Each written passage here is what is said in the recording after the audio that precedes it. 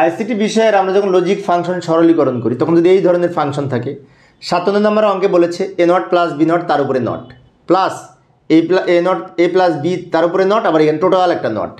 তো এটাকে সরল করব কিভাবে?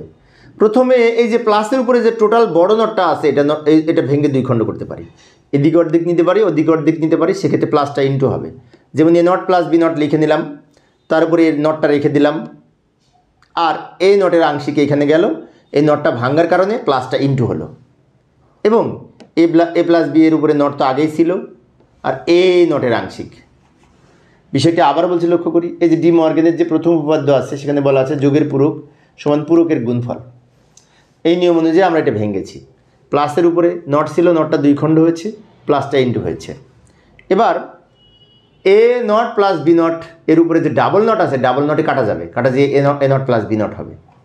ব্র্যাকেটে রাখলাম কারণ এটার সাথে এটা গুণ হবে পরবর্তীতে, সেই জন্য।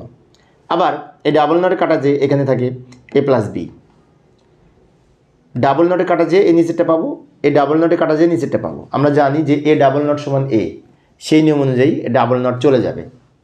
এটা গুণ করব, এ নট ইন্টু এ, এটার সাথে এটা গুণ করলাম, A not into A plus A not B plus এটার সাথে আবার এটা গুণ করব, A B not plus B into B not. আমি আবারও বলছি, লক্ষ্য করি, এটার সাথে এটা গুণ করতে হলে প্রথমে এটা দ্বারা এইটা গুণ করব, দুইটাই গুণ করে এটা পেয়েছি, বি নট দ্বারা এইটা গুণ করে এটা পেয়েছি। এখন এ ইন্টু এ নট সমান 0, বি ইন্টু বি নট সমান 0। এই দুটার মান যদি 0 হয়, মাঝখানে এটা থাকে, তাই না? এটার মান 0 প্লাস যা ছিল রেখে দিলাম, প্লাস এখানে যা ছিল রেখে দিলাম, প্লাস এটার মান 0।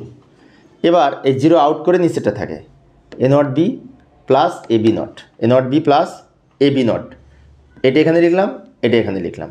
এখন এটার কিন্তু আরেকটা সূত্র আছে, A not B plus A B not, এটার সূত্র হচ্ছে এ এক্স অর বি।